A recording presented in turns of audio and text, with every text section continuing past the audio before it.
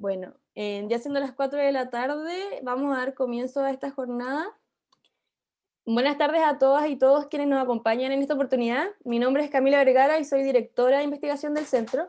Y como Centro de Estudios Snow, les damos la más cordial bienvenida a nuestra segunda jornada de participación ciudadana del año, la cual tiene como objetivo en 2 días abordar como temática central los diversos desafíos medioambientales del siglo XXI. Así que bienvenidos al primer día de estas jornadas. Antes de comenzar, me gustaría decir que si nos preguntamos por la importancia del medio ambiente, basta con decir que si queremos asegurar nuestra propia supervivencia y bienestar, la del resto de los seres vivos y, en fin, del mundo tal y como lo conocemos, debemos preocuparnos por su cuidado y protección. Y en la actualidad es evidente que existe un deterioro sufrido por el medio ambiente debido a diversas razones, y por lo que revertir esta situación o intentar disminuirlo se ha convertido en una tarea esencial para nosotros. Y el primer paso para revertir o disminuir estas razones de problemática, consideramos que es comprender y ser conscientes del problema. Y una de las herramientas más útiles para crear conciencia es la educación ambiental.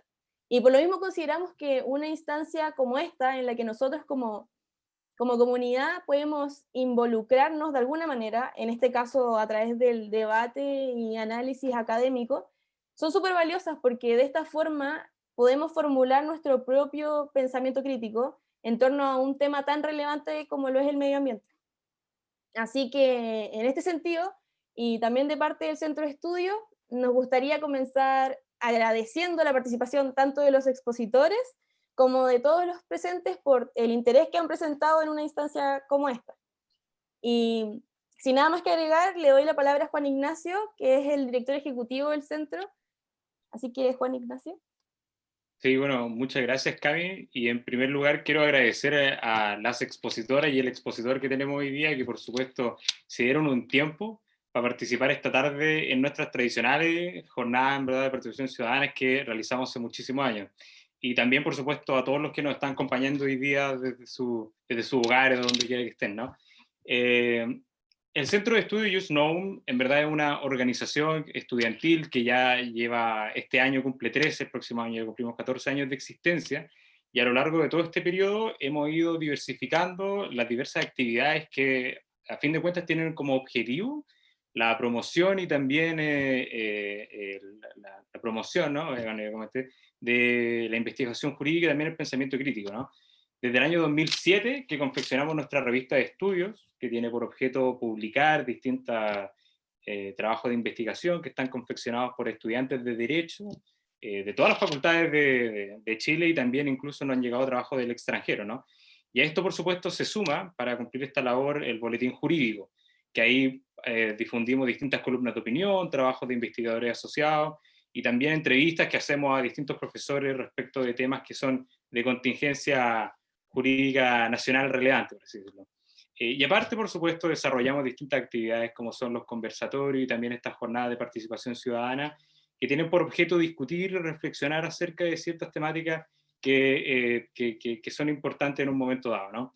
Y a través de todo este enfoque y todas estas diversas actividades, lo que buscamos hacer a fin de cuentas es enriquecer el debate y también fomentar la reflexión y el pensamiento crítico.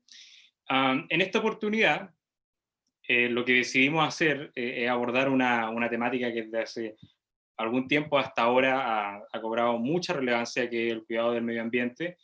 Y por supuesto decidimos abordar específicamente los desafíos medioambientales que tenemos que nosotros vamos a ver y vamos a tener que enfrentar en este siglo XXI, ¿no?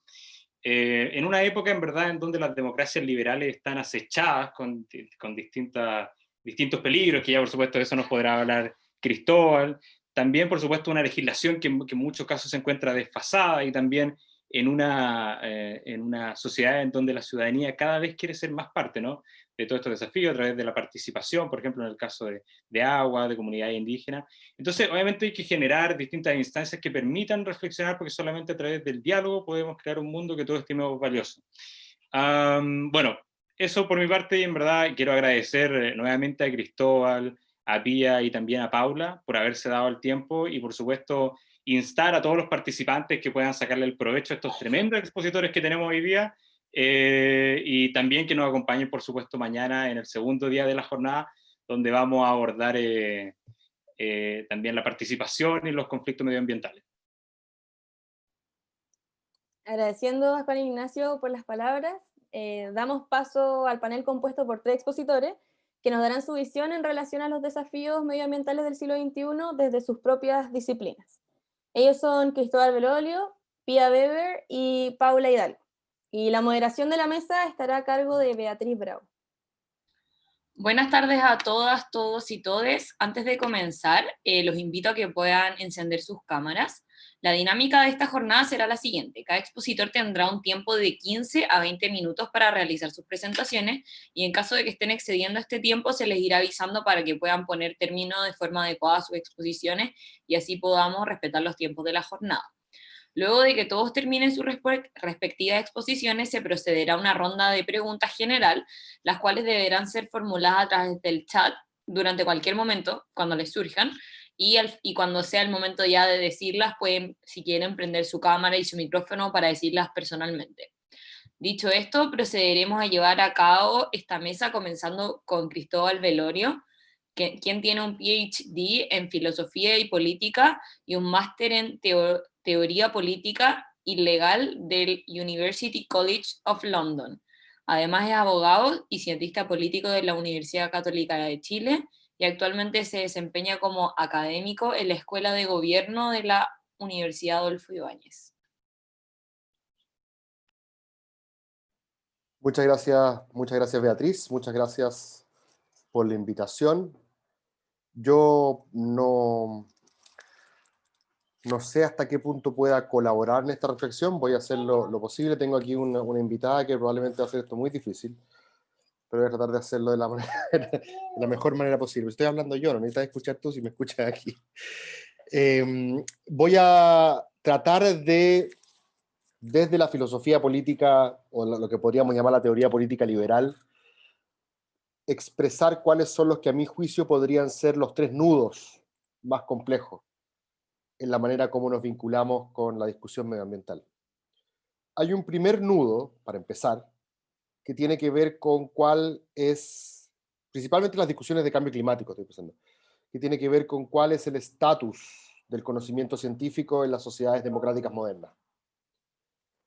En principio, como ustedes saben, no hay ninguna razón dogmática para considerar que la ciencia como método de incrementar el conocimiento en las sociedades modernas goza de alguna credencial o algún pedigrí epistémico superior a otros métodos para acceder al conocimiento, ¿cierto? Es una buena discusión, si es que acaso un parlamentario que cita lo que soñó anoche, el tarot, la quiromancia o la numerología, o cualquier otra pseudociencia, está bajo algún tipo de restricción que el argumento científico no tendría, ¿cierto?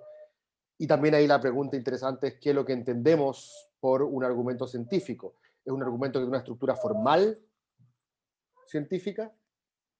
Sé que no apela a la revelación, que se basa en cierta metodología empírica, o nos estamos refiriendo a algo un poco más ambicioso, tiene que ver con un consenso, un acuerdo de la comunidad científica relevante, o incluso podemos ir más allá todavía, si ese consenso no necesariamente tiene que identificar a la comunidad científica relevante, por ejemplo en el caso del cambio climático a los climatólogos, sino que también debiese interpretar a gran parte de la población. Generalmente en la... En la teoría política contemporánea, teoría política liberal contemporánea, este usualmente es el problema de la razón pública. ¿Es o no la ciencia un tipo de argumento que goza de un cierto pedigrí justificatorio que no tendrían otras razones? ¿O es tan esotérico citar un argumento, por ejemplo, a favor del cambio climático, como un argumento religioso, por ejemplo. Me opongo a la homosexualidad porque así lo dice Levítico 18:22, por ejemplo. Ese suele ser un caso paradigmático de argumento inaccesible, ¿cierto? Argumento no público. Pero hay muchos que dicen que la ciencia es igual de inaccesible, es igual de esotérica, igual de inaccesible al conocimiento, o sea, perdón, al intelecto de la mayoría de los ciudadanos y las ciudadanas. Si eso es correcto, entonces la ciencia tiene un problema. Y esto en casos como cambio climático, en casos como biología evolucionaria, bioética también, en casos como la seguridad de las vacunas, en casos como la seguridad de los alimentos genéticamente modificados, transgénicos, en una serie de discusiones donde parte importante de la población descree o impugna las conclusiones de la ciencia mainstream, de la ciencia convencional, la ciencia establecida. Entonces creo que una manera interesante de encarar los desafíos medioambientales para comenzar es saber cuál es la importancia que le vamos a asignar al argumento científico. En un contexto democrático, ¿cierto? Porque está claro que si viviésemos en una especie de despotismo tecnocrático, esta duda no se presenta. Si viviésemos bajo una especie de despotismo tecnocrático, ilustrado, o en una epistocracia, como han propuesto hoy algunos, es evidente que la ciencia tendría posiblemente un pedigrí superior como categoría de justificación política. La autoridad, el poder político, estaría justificado en tomar una u otra acción respecto a la protección, por ejemplo, del medio ambiente o de la mitigación del cambio climático, en la medida que así lo dice la ciencia, y punto. Pero el problema es que vivimos en democracia, o sea, el problema, el dato dado, es que vivimos en democracia que supuestamente son pluralistas, no respecto solamente de nuestra visión moral o religiosa, Beatriz, sino que también vivimos en sociedades que son pluralistas desde el punto de vista epistémico. Las personas tienen distintas creencias respecto de cuándo una determinada aseveración está justificada. Entonces no es tan obvio que la ciencia tenga esa capacidad justificatoria. O sea, yo sí creo que la tiene, pero creo que hay que construir el argumento. Y una buena pregunta que generalmente se han hecho los teóricos políticos liberales, se la hacen poco, creo que se la deberían hacer más, es ¿cuál ciencia es la que cuenta como razón pública? ¿Cuál ciencia es la que cuenta como un insumo privilegiado para la toma de decisiones políticas? ¿Es la ciencia que representa un consenso de los científicos o es la ciencia que representa un consenso de la población? Y en el caso de cambio climático y en muchas materias que generalmente tienen que ver con medio ambiente, no siempre coinciden. Acabo, de hecho, de revisar un paper sobre si los estados, en Estados Unidos, si el Estado norteamericano tenía que ser o no neutral respecto del discurso de Greta Thunberg y si es que los colegios podían promover la acción climática, o eso era de alguna manera abandonar la neutralidad entre que existe o no existe cambio climático. Hay una posibilidad, que es decir, basta que la ciencia sea internamente no controversial, internamente no disputada, para considerarla un insumo relevante en la discusión pública. Basta que la ciencia, dentro de la comunidad relevante de expertos, no sea relevantemente disputada para considerarla una razón pública. Por ejemplo, cambio climático, ¿cierto? Entre 97 y 99% de las personas que escriben sobre cambio climático están de acuerdo en que existe, que es antropogénico y que es urgente hacer algo. Pero hay países donde en la población en general no tenemos los mismos niveles de aceptación de la teoría. Lo mismo respecto de las vacunas, lo mismo respecto de los transgénicos, lo mismo respecto de la biología evolucionaria. Entonces la pregunta es, ¿cuál va a ser la ciencia que funciona como este insumo privilegiado? Insisto, para que se entienda la distinción. Una es la que obtiene el consenso de los científicos trabajando en el área relevante, en este caso los climatólogos, por ejemplo, o empieza en la pandemia, ¿cierto? Los epidemiólogos. O para que en democracia la ciencia sea un insumo especialmente relevante, tiene que contar con la aprobación de gran parte de la población, aunque no tenga idea de ciencia. uno podría pensar, bueno, es obvio que es lo primero. No es tan obvio en democracia. Porque en democracia, insisto, vuelvo al punto anterior, supuestamente en condiciones de pluralismo epistémico, no es tan obvio que las personas, que todas valen por un voto y todos tienen el mismo derecho de influir en la política pública, valgan menos que la comunidad relevante de expertos.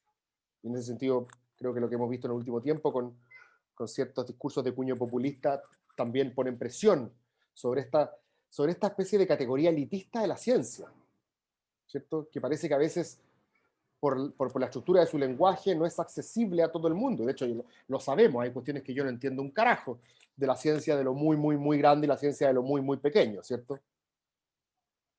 Tenemos ciertas dificultades, el Homo sapiens tiene ciertas dificultades cognitivas para entenderlo, ¿cierto? Yo hago como que entiendo cuántica, pero no entiendo en verdad. Esa es una primera discusión relevante. ¿Cuál va a ser el valor que le damos a la ciencia? Y en este caso, la ciencia que habla sobre los problemas y urgencias medioambientales. Hay una segunda pregunta, que es más normativa.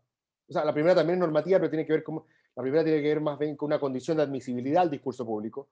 La segunda tiene que ver más con la valoración del discurso público y que tiene que ver con la idea de justicia transgeneracional, ¿cierto? De qué manera los que hoy habitamos este planeta, qué compromisos tenemos para dejarle a las generaciones que vienen un planeta que sea capaz de entregar condiciones para una vida plena, ¿cierto? Lo que generalmente uno entiende por sustentabilidad. Pero en el lenguaje de la filosofía política esto es lo que se entiende como justicia transgeneracional, ¿cierto? ¿Existen deberes respecto a los que habitan hoy para los que habitan mañana? ¿Significa que nosotros tenemos que de alguna manera privarnos de ciertos consumos? ¿O nuestro deber es actuar hoy para los que están vivos? ¿Existe una continuidad, por así decirlo, moral en una comunidad política que una a los que pasaron, los que estamos y los que vienen? ¿Y cómo se hace eso efectivo? Hay otros países, por ejemplo, que tienen comisiones de futuro. El otro día lo mencionaba en un programa porque me parece que es esencial levantar un poco la mirada respecto de las necesidades del ciclo electoral, que parecen ser bastante estrechas. Las necesidades del ciclo electoral nos hacen pensar en la elección de mañana. Piensa, por ejemplo, lo que está ocurriendo en materia previsional. A nadie le importa un carajo, en verdad, si mañana no vamos a tener plata para la pensión, o si es que acaso le vamos a poner una carga impositiva brutal a nuestros hijos. No importa, lo que importa es que hoy día las personas salgan ladrando en televisión y obtengan aprobación popular. Entonces, ¿quién está pensando en el futuro? ¿Y cuáles son los deberes de justicia transnacional que tenemos con ellos o ellas? ¿Y en qué sentido eso los limita democráticamente hoy día? Porque ese es el tema. Si no nos limitara democráticamente hoy día no sería un problema. Este problema, como diría Hume, solamente existe a partir de la escasez relativa. Y el tercer problema, y con esto termino, que me parece de los tres el más complicado, y que tiene que ver con la promesa de expansión del consumo, o si lo quieren en términos políticos, la promesa de la democratización del consumo del mundo moderno. La obsesión por el progreso y por la prosperidad material, entendida como crecimiento, lo que muchas veces, no necesariamente, pero la mayoría de las veces, es difícil desacoplar esta curva, va asociado a la depredación de nuestros recursos naturales y del medio ambiente. Hay gente que dice que justamente fue esa voracidad la que terminó invadiendo espacios donde habían otras formas de vida y se produjeron estos fenómenos de zoonosis que terminaron incorporando virus con los cuales no estábamos acostumbrados a vivir, ¿cierto? A propósito del COVID-19. Pero ahí la pregunta me parece compleja y lo pongo en una analogía. Imagínense que la democracia liberal capitalista moderna es legítima en cuanto la gente compra su promesa, ¿cierto? Y la promesa es que todos van a entrar a la fiesta. Imaginémonos que la fiesta se desarrolla en una casona arriba de un puente. Un lugar mágico para tener bueno, hoy día en cualquier lugar sirve para una fiesta en estas condiciones, pero imagínense que este es el lugar en el cual se desarrolla la fiesta. y ya ha entrado mucha gente a la fiesta, y hay gente que está adentro pasándolo bien, tomándose un trago, bailando, y afuera hay una larga cola de gente que está esperando para entrar a la fiesta. Lo que significa que quiero tener mi cuota de consumo, ¿cierto? Y imaginémonos que todavía no tenemos la capacidad para que todos esos consumos sean respetuosos del medio ambiente. La gran mayoría de esos consumos, lo más fácil, lo más rápido, es que efectivamente tengan su cuota de depredación.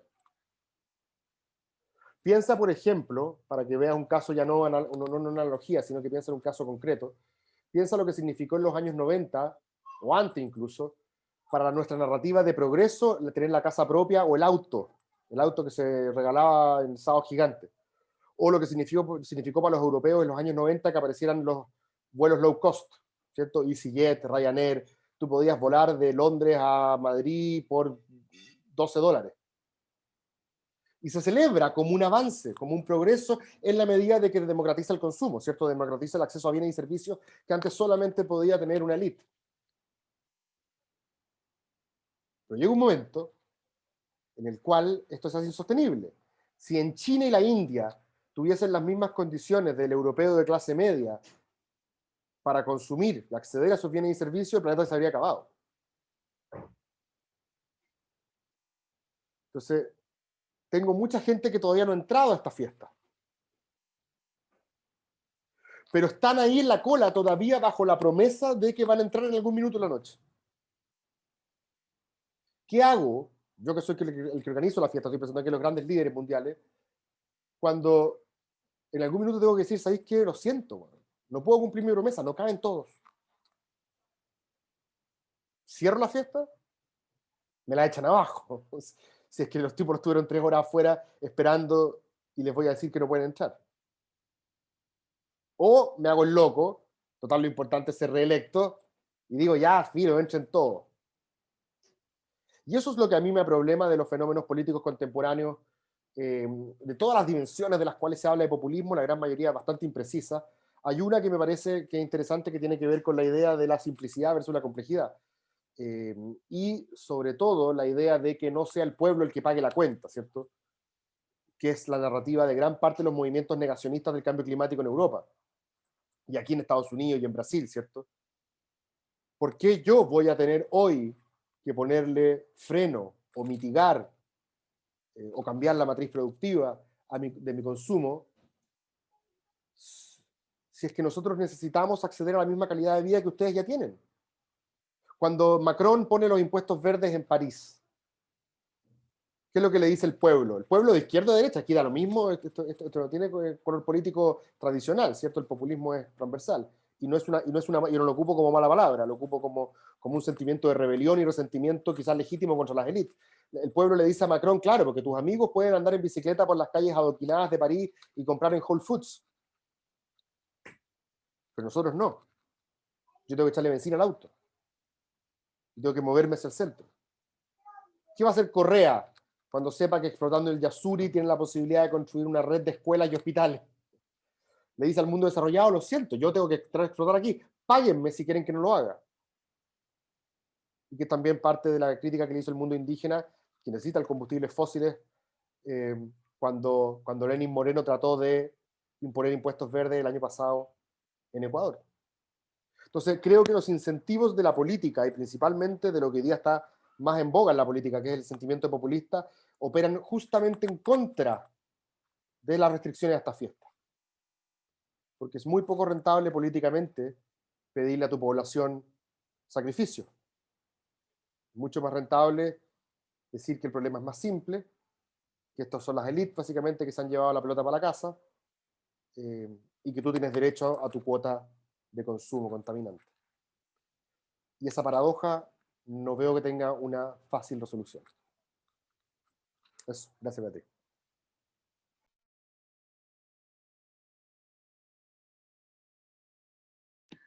Perdón, es que no podía como activar el micrófono. Ahora sí.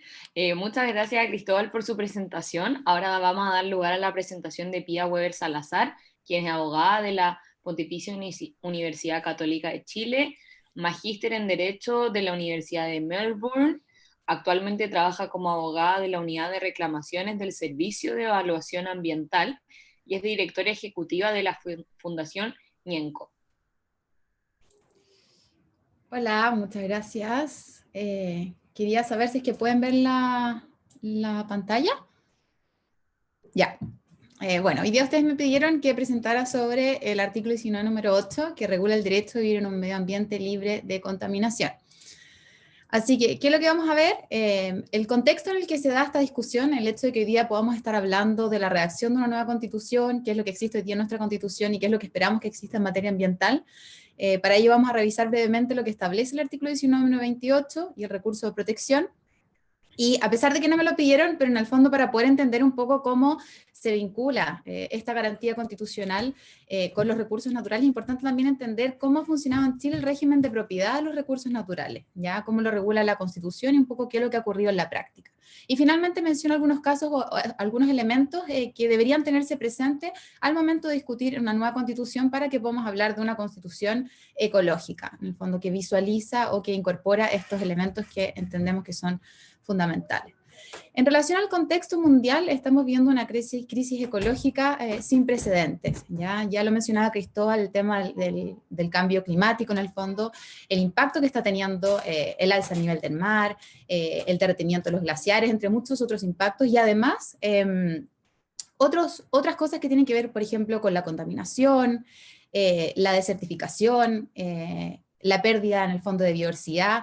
Entonces hay un contexto mundial que se está generando que nos está permitiendo o que nos está obligando en cierta medida a repensar nuestra relación con la naturaleza. Y en este contexto yo quiero destacar, que si bien no es objeto de esta presentación, pero el movimiento de la naturaleza como sujeto de derechos, ¿ya? En países como India, Nueva Zelanda, Colombia, las constituciones de Ecuador y Bolivia, se ha reconocido la naturaleza como sujeto de derechos, y si bien la discusión se ha simplificado mucho en el entendido de decir, bueno, reconozcamos derechos a la naturaleza, a mí lo que más me interesa es, más que la declaración en sí misma, es tratar de entender qué es lo que implica esto para efectos de gobernanza. Y ahí creo que, por ejemplo, lo que está ocurriendo en Nueva Zelanda y en Colombia en relación a la gobernanza, a la institucionalidad que se ha creado en torno a la declaración de los ríos como sujeto de derechos particularmente, es muy interesante porque obliga a sentar a la mesa a conversar a comunidades indígenas, miembros de gobierno, a aquellos que son titulares de los derechos de agua, que utilizan el río para fines turísticos. Entonces está cambiando un poco la forma de conversar y de gestionar estos recursos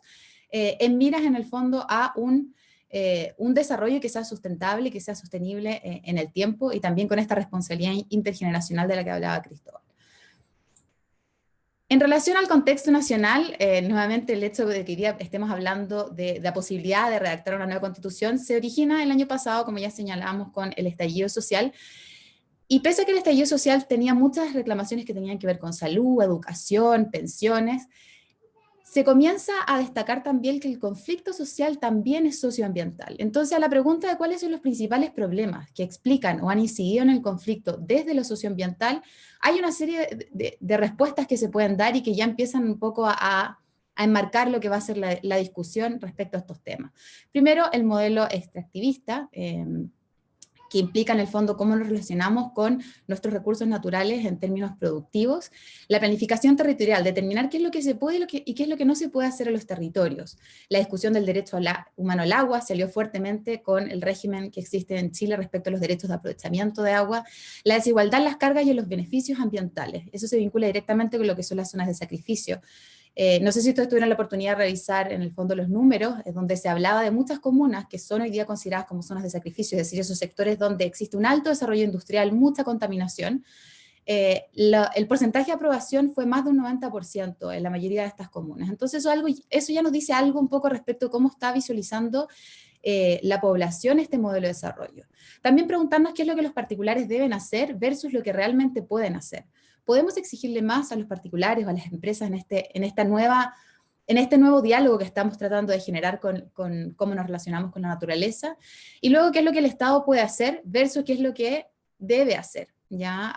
Hoy día vamos a revisar ciertas normas que son bien claras en relación a cuáles son las obligaciones o deberes del Estado y qué es lo que está ocurriendo realmente en la práctica, qué es lo que realmente puede hacer el Estado quizás con los recursos limitados, con el personal que cuenta para desarrollar sus tareas de fiscalización, etc. Entonces eso a modo de contexto antes de comenzar a analizar ya qué es lo que encontramos en la Constitución. Y lo que yo cómo quiero dividir hoy día la materia, primero lo que dice relación con la protección del medio ambiente. Vamos a revisar brevemente el derecho de vivir en un medio ambiente libre de contaminación, los deberes estatales que se regulan y la restricción de otros derechos que establece la misma Constitución. Y luego, como indicaba, el régimen de propiedad de los recursos naturales. Tratar de entender por qué se habla comúnmente de la privatización de los recursos naturales cuando la naturaleza jurídica, por ejemplo, del agua, del mar, de otros recursos, en el fondo, es que son bienes nacionales de uso público. Entonces, ¿por qué se produce este análisis de que si bien tenemos bienes nacionales de uso público, pero la mayoría de la gente dice, bueno, estamos hablando de bienes que finalmente son privatizados? ¿Cuál es la explicación ahí? Entonces, en el marco constitucional tenemos no solamente el 19 número 8, sino que el contexto es un poco más amplio. Tenemos el artículo 19 número 1, que regula el derecho a la vida y a la integridad física y psíquica de la persona, que ciertamente se vincula con el derecho a vivir en un medio ambiente libre de contaminación.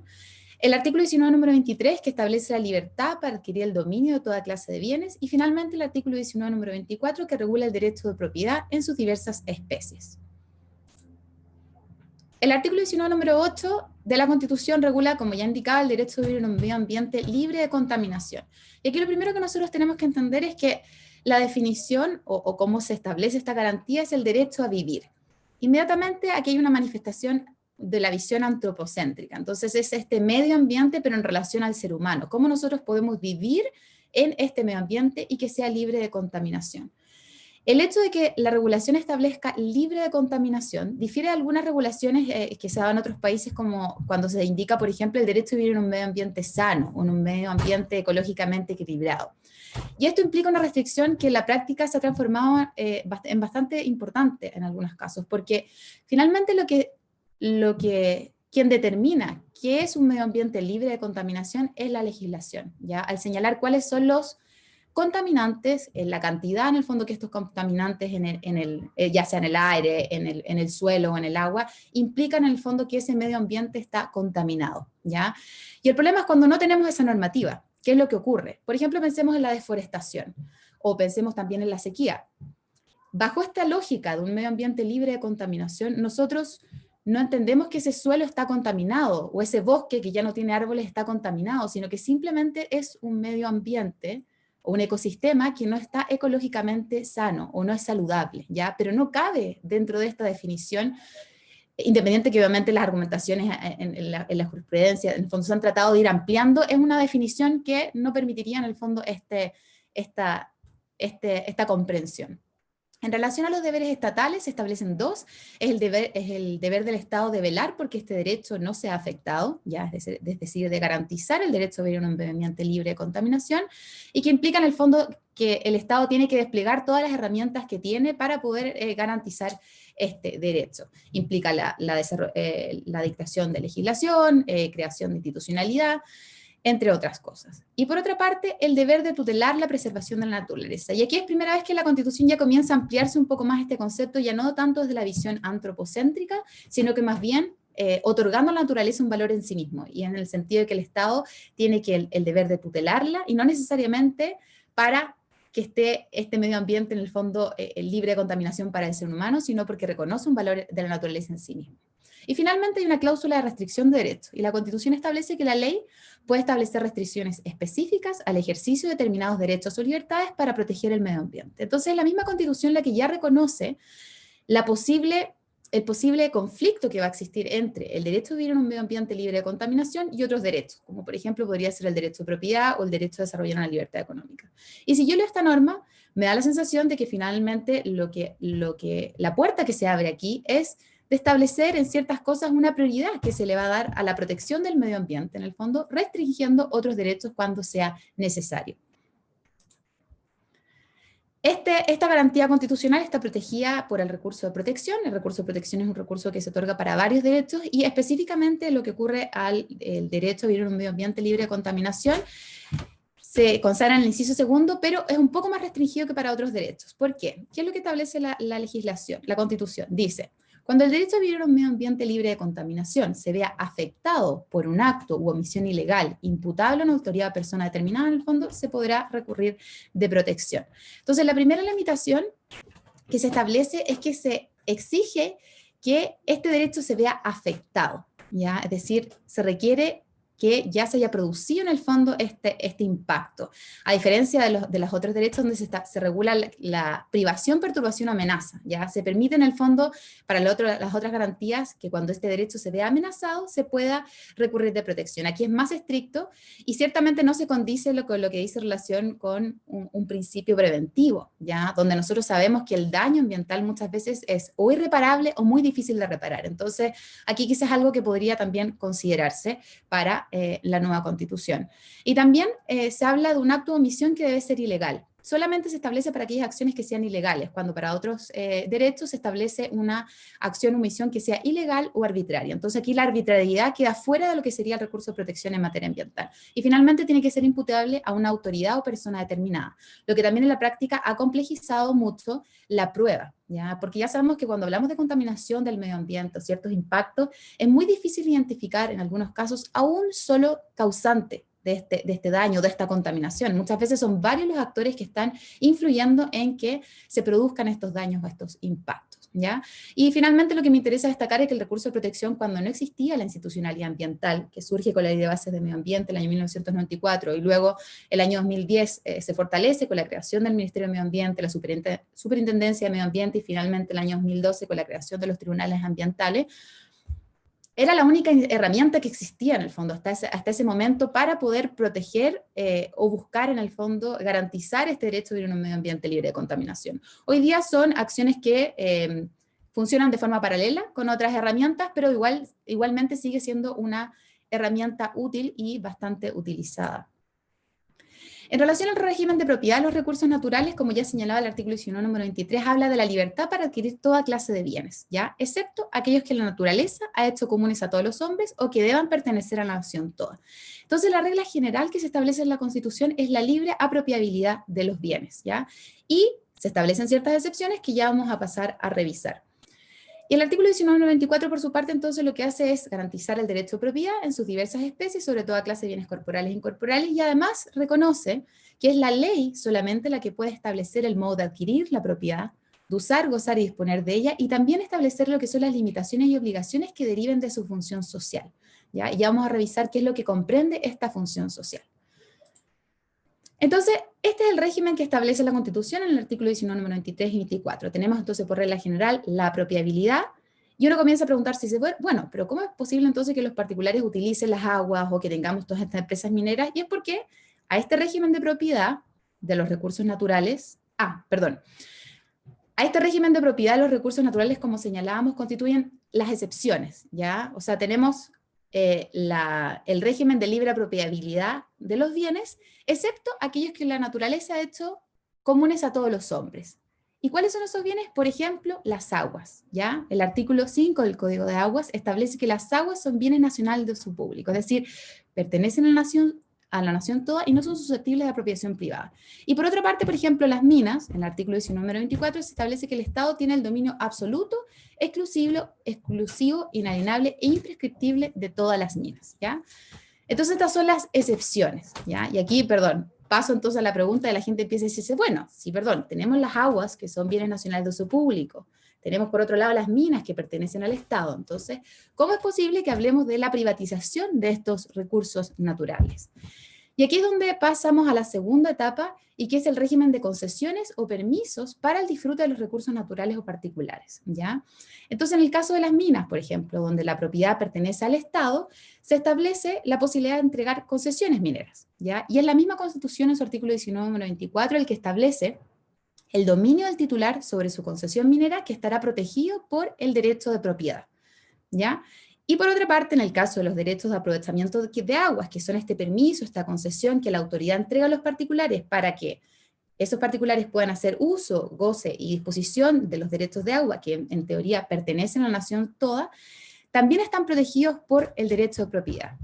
¿Por qué? Porque el artículo 19, número 24 dice los derechos de los particulares sobre las aguas otorgarán a los titulares la propiedad sobre ellos. Entonces, en el caso, por ejemplo, de las aguas, yo no es que sea dueño del agua en sí, sino que yo tengo un derecho de aprovechamiento sobre esa agua, y sobre ese derecho de aprovechamiento es que yo tengo un derecho de propiedad, ¿ya? Es como una protección indirecta, que finalmente ha significado que la autoridad no tenga mucho poder para poder regular y establecer ciertas limitaciones que deriven de la función social a estos recursos que son de todos. Entonces, ordenando un poco el cuento, ¿qué ha significado esto en la práctica? Tenemos por un lado el rol del Estado como garante de los bienes que pertenecen a toda la nación, definiendo en el fondo cómo se va a acceder a ellos, cómo se va a usar y cómo se va a aprovechar estos recursos. Por otro lado, tenemos este sistema de concesiones o permisos, ¿ya? Donde se les entrega a los particulares un permiso de concesión para usar, gozar y disponer en algunos casos de los recursos naturales. Pensemos, por ejemplo, en el agua. Y por otra parte, se regula fuertemente una propiedad sobre esa concesión o permiso. Y eso ha significado en la práctica que las facultades que tiene la autoridad, con el objeto en el fondo de proteger el medio ambiente, se vean fuertemente debilitadas frente a este derecho.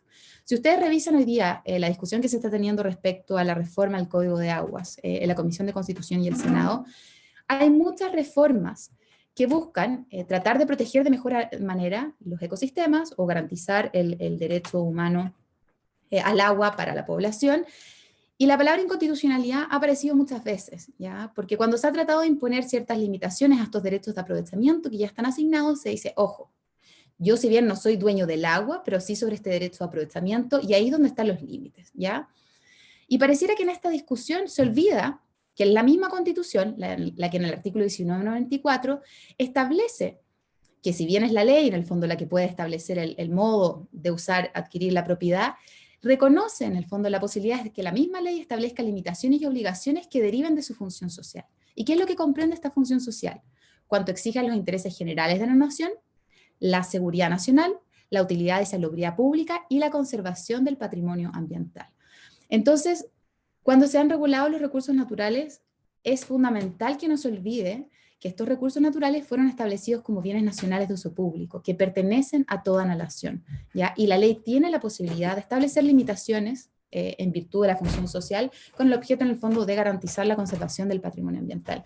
Y eso son ciertas cosas que al parecer en la práctica se han ido olvidando. Y por eso se habla en muchos casos de la propietarización o la privatización en el fondo de los recursos naturales, porque finalmente estos derechos de dominio sobre estas concesiones o permisos han hecho que finalmente la balanza termine un tanto desequilibrada. A modo de conclusión, y para un poco abrir la discusión respecto a cuáles son los elementos que podrían o debiesen considerarse en una nueva constitución, me interesa destacar la organización territorial, ¿ya? Chile es un Estado unitario y centralista, y gran parte de los conflictos ambientales se dan en regiones con un fuerte componente comunitario, ¿ya? Por eso, en varios seminarios y varias discusiones en la academia dice relación que hay que replantearse en el fondo si Chile debiese seguir siendo un Estado unitario o debiésemos avanzar hacia una regionalización o un sistema donde las municipalidades y gobiernos regionales tengan un poder de decisión muchísimo más importante. Lo mismo ocurre con el tema de la democracia directa, ¿ya? La ciudadanía ha manifestado en el fondo un mayor interés en participar en la toma de decisiones de estos procesos y por lo tanto sería importante quizás comenzar a abrir la discusión a la posibilidad de realizar plebiscitos y consultas comunales, sobre todo en materias que tienen directa implicancia en regiones, ¿ya? Por ejemplo, pensemos en el conflicto que se generó en Ituzaingó. Quizás si hubiese estado en ese momento la posibilidad de realizar una consulta comunal o un plebiscito vinculante, el conflicto hubiese, eso por supuesto es algo hipotético, nunca lo vamos a saber, pero en el fondo con una ciudadanía que se manifiesta tan fuertemente respecto a cómo visualizan su desarrollo como comuna o como región, quizás sería importante abrir esa posibilidad de que comenzaran a poder establecerse mecanismos de democracia directa. El reconocimiento de principios, ya hablaba Cristóbal de la justicia intergeneracional y creo que en la Constitución es la instancia para establecer ciertos principios que van en el fondo a establecerse como este paraguas para permitir después comenzar a desarrollar legislación y normativa que vaya alineado con los desafíos que estamos enfrentando hoy día en temas de medio ambiente. Los principios como la justicia ambiental, participación ambiental y acceso a la información que se vinculan directamente con el acuerdo de Escazú serían temas importantes de consagrar quizás en la Constitución con otros derechos, como por ejemplo la justicia intergeneracional, el principio de no regresión, entre otros.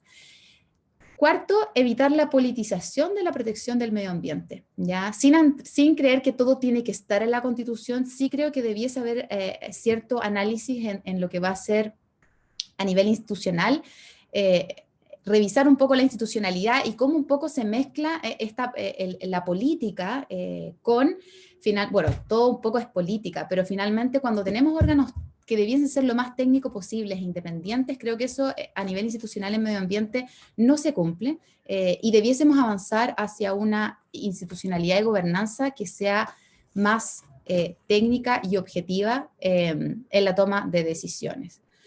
Finalmente, en relación a lo que son los reconocimientos de derechos y garantías en la Constitución, creo que ciertamente es fundamental el reconocimiento de los pueblos originarios. Chile es un estado plurinacional donde el 12,8% de la población se declara perteneciente a un pueblo indígena, y esto tiene que ver también con lo que ya se indicaba respecto de el reconocer las distintas cosmovisiones, ya distintas relaciones que se establecen con la naturaleza, y no es casual que el movimiento de la naturaleza como sujeto de derechos haya estado estrechamente vinculado en países como Nueva Zelanda con las comunidades maorí, en el caso de Colombia con las comunidades afrocolombianas, el departamento del Chocó. Entonces hay algo ahí que tiene que incorporarse a la discusión para ver cómo vamos a seguir avanzando en estos desafíos que representa el medio ambiente. En relación al derecho a vivir en un medio ambiente libre de contaminación, es necesario ampliar la definición para que hablemos de un medio ambiente sano y ecológicamente equilibrado, u otro concepto similar, entenderlo como un derecho colectivo que se vincula un poco con los conflictos que han existido o las dificultades que han existido en relación a la legitimación activa, es decir, quiénes pueden demandar para proteger este recurso. Ciertamente abrir la discusión a la naturaleza como sujeto de derechos, como una forma de relacionarnos, y aquí lo que ya destacaba antes, lo que a mí más me interesa en el fondo destacar es estas nuevas formas de gobernanza, ¿ya? Que implica incluir a distintos actores, no necesariamente aquellos que son los titulares de los derechos, por ejemplo en el caso de los derechos de agua, sino que incorporar a todos los usuarios. Tenemos gente que utiliza el río de forma recreacional, otros de forma turística. ¿Cómo hacemos que en la discusión, en el fondo, puedan sentarse a la mesa todos esos actores? La creación de una defensoría ambiental para hacer frente a la indefensión en la que se encuentran las comunidades, ¿ya? Tenemos por un lado al Estado con sus recursos, sus funcionarios que trabajan de forma permanente. Tenemos por otro lado los empresarios con recursos para poder destinar a lo que es la litigación, el apoyo técnico en los proyectos, y por otro lado una comunidad que se encuentra muy desvalida. Ya hay ciertamente ONG que están desarrollando una actividad muy fuerte en esta materia, pero debiese existir alguna institución en el fondo que permita llevar adelante estos procesos, ya sea en las instancias preliminares de participación ciudadana o ya una vez que se hayan judicializado estos conflictos. Y finalmente el reconocimiento del derecho humano al agua y al saneamiento, que si bien para algunos puede escapar quizás un poco lo medioambiental, pero la verdad es que garantizar el consumo humano para la población tiene directa relación con lo que han sido en Chile los conflictos ambientales, y además el hecho de que tengamos que garantizar el derecho humano al agua implica necesariamente comenzar a discutir, bueno, ¿cómo vamos a garantizar la protección de los ecosistemas de agua dulce? O sea, sin agua en el fondo, sin agua en los ríos, sin agua en las napas subterráneas, sin protección de glaciares, no vamos a tener en el fondo agua para poder garantizar el derecho humano a la población y también para las actividades productivas del país. Eso entonces a modo de reflexión, así que muchas gracias.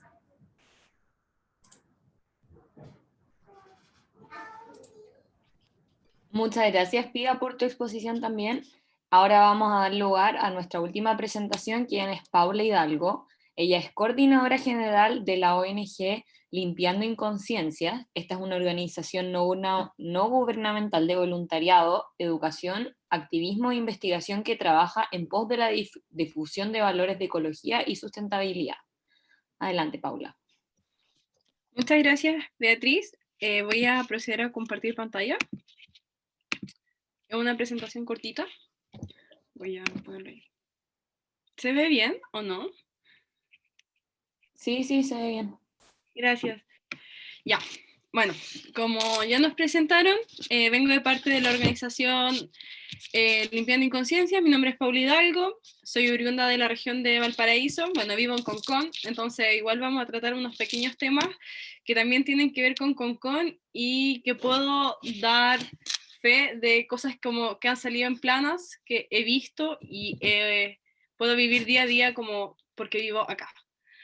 Bueno, como dijo Beatriz, nosotros somos una organización que nos dedicamos al voluntariado, a la investigación, al activismo, y nos dedicamos a la educación medioambiental sobre todo. Una educación gratuita que va para todas las edades. No trabajamos solamente con establecimientos educacionales, sino también con adultos mayores, y también tenemos un gran lazo con hogares de menores. Así que nosotros llevamos 4 o 5 años haciendo esta labor de educación, que también es una labor muy importante, porque creemos que es la única forma, o una de las grandes formas de poder combatir esta crisis climática que estamos viviendo. Bueno, para comenzar, acá, ahí está, pueden ver muchos titulares, muchos distintos periódicos, distintas páginas que han compartido algunas noticias, que son periódicos que por lo general conocemos, y algunos, mira, acá no tengo tantos conocidos, pero significa que ya mucha gente habla de esto. Entonces, por acá, no sé, en una esquina podemos ver que está esta isla de basura, que es una amenaza para la vida marina del Pacífico. Creo que todos conocemos de esta isla de basura, o al menos hemos oído hablar quizás de esto. Bueno, si no, lo invito a informarse respecto a esto. Un dato freak que es bastante conocido, creo, que la isla de basura mide 3 veces lo que es Francia, y Francia no es un país pequeño. Entonces, como que igual que hay como, ¿what? Ves que también su superficie es un poco más pequeña que México, entonces también dices, chuta, esto es gigante. Entonces imagínate esa vida marina, y más encima del Pacífico, en el mar que nos baña. Entonces, no es simplemente abanderarnos por lo nuestro, pero también vemos que esto es algo que se nos está saliendo de control, que es una isla que es gigante. También vemos, no sé, en otra plana, aquí donde sale, bueno, apenas se ve al ministro Alamán, pero sale como: gobierno confirma su postura de no firmar el acuerdo de Escazú, diciendo no es conveniente para Chile. Todavía no dejaban claro que no lo iban a firmar, pero ya estaba haciendo alusiones a de que Chile no iba a ser parte de ratificar este acuerdo. Bueno, vemos el informe noruego que dejó la embarrada hace poquito, porque reveló las altas emisiones que están de noche, sobre todo en Concón, donde les dije que vivía, Quintero y Puchuncaví. Entonces, es un informe que dejó la embarrada, y que simplemente está en buscar en internet y vaya a encontrar como todo, al igual que todos estos diarios, todos estos encabezados. Entonces también esto es un llamado un poco a la información a veces, pero también, no sé, si sigo leyendo, veo que hay algo llamado Operación Chinchilla, que hay una minera que encontró oro para extraer y va a relocalizar una comunidad de chinchillas gigante, y esto es quitar su hábitat e interrumpir un hábitat natural. Entonces eso también golpea muy fuerte a lo que es el ecosistema. Vemos que Japón planea lanzar agua radioactiva tratada al Océano Pacífico. ¿En qué mundo, diría yo, por qué hacen esto? Vemos que ayer solamente Estados Unidos se retiró oficialmente del Acuerdo de París, y así es como vemos muchas más cosas. Entonces, la pregunta es, ¿por qué estoy mostrando esto? Es porque todo tiene algo en común. Quizás son distintos países en algunos casos, quizás son distintas materias dentro de una misma materia, pero todo puede ser lo que produce un problema o la causa de este problema, que el problema tiene nombre y apellido para nosotros, que es cambio climático, crisis climática. Y bueno, si hablamos cambio climático y crisis climática, nosotros como ONG tenemos muchas aristas de cómo verlos claramente, porque podríamos empezar a investigar podríamos empezar a hablar de quién lo produce, cómo se produce, cuáles son sus causas, sus síntomas, pero también es un sistema que va dando una vuelta, que a veces te vas encontrando con las mismas respuestas. Entonces, vamos a partir de lo más básico para nosotros, que es, ¿qué es? Y para nosotros, todo esto encabezado que vemos aquí, sí es información, pero para nosotros todo esto es un problema, y un problema muy grave. Entonces nosotros decimos que un problema para nosotros es la brecha entre la realidad y la expectativa. Y hacerlo más gráfico solamente, acá tenemos la realidad, A, B, la expectativa, y la brecha acá al medio. Entonces decimos que este es nuestro problema. Y acá la pregunta es, ¿cuál es nuestra realidad? Que muchas veces no hemos sentado a preguntarlo y en conversatorio. Y bueno, todos tenemos distintas realidades, pero hay una realidad que a veces se comparte en este caso, que es esta, como vimos en todos los encabezados anteriores, que es toda esta contaminación que hay, este cambio climático que existe, que algunas personas dicen que no existe. Vemos que hay falta de desinformación, falta de educación. Esta es nuestra realidad. ¿Y cuál es nuestra expectativa? Hablando solamente como en un enfoque medioambiental, nuestra expectativa es que haya mayor educación en temas medioambientales, pero que, o el cambio climático, lo ideal es que desapareciera, que no existiera. Pero sabemos que siendo más realista es quizás frenarlo. Hace unos años se hablaba que el cambio climático iba a ser en 2050, después se empezó a hablar de que, o sea, las grandes consecuencias, después se empezó a hablar de que las grandes consecuencias iban a ser en 2030, ahora se dicen que entre 2 años, y ahora ya estamos viendo grandes consecuencias como grandes incendios, grandes calores, que los polos se derriten. Entonces ya esto va muy acelerado, pero aún podemos hacer algunas acciones que permitan contribuir. Y ese es como el llamado que hace no solo esta ONG, sino como el trabajo en general a contribuir en esto, a que es real, como ya lo conversábamos anteriormente, y hay tantas cosas por hacer. Entonces llamamos a ser parte de esta brecha, que sí es el problema, pero también es la solución para llegar a nuestra realidad, digo, a nuestra expectativa. Entonces, llamamos es un llamado más técnico quizá, pero es un llamado a trabajar en conjunto, es un llamado a educarnos y a educar, que es muy importante, porque quizás no me sirve nada yo saber mucho, quizás mi profesor saber mucho, si no lo va a compartir, porque yo voy a seguir quizás generando las mismas atrocidades, como tirar basura en la calle, que a veces uno dice, ay, qué tontera, pero en verdad es bastante importante, porque lleva a contribuir a esta isla que ya decíamos que es más grande que Francia.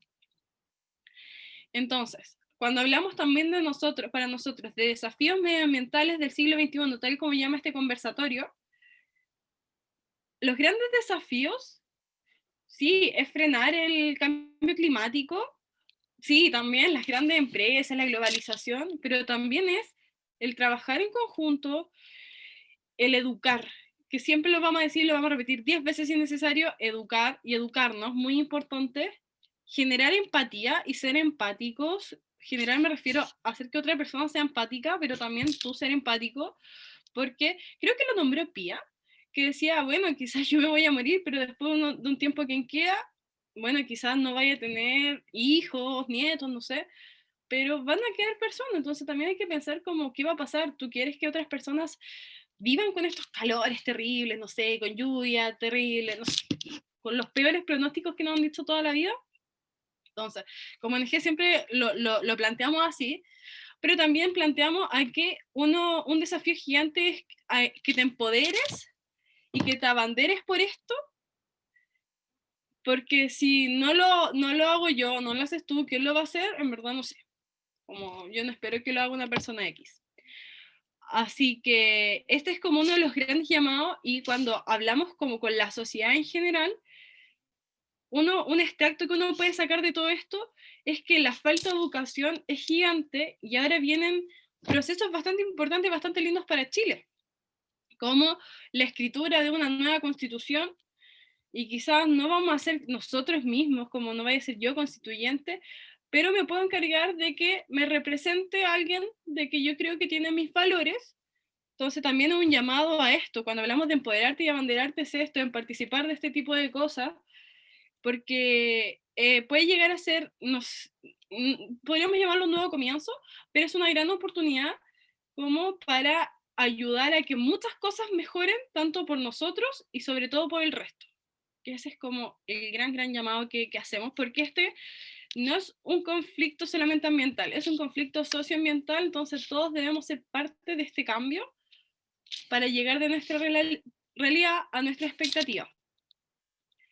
Así que era muy cortito esto lo que íbamos a decir hoy, y hay algo que siempre hemos repetido y que nos ha dado mucho fruto, una frase muy cliché diría yo, pero es que si nosotros no nos abanderamos, nadie lo va a hacer, y me voy a saltar una, que es porque cambiar el mundo depende de tu punto de vista, que eso es muy importante para nosotros, porque sabemos que todos pensamos distinto, pero todos queremos generar cambios. Entonces creemos que es necesario que si todos queremos generar cambios, por más distintos que sean, lo hagamos. No sirve nada quedarte sentado.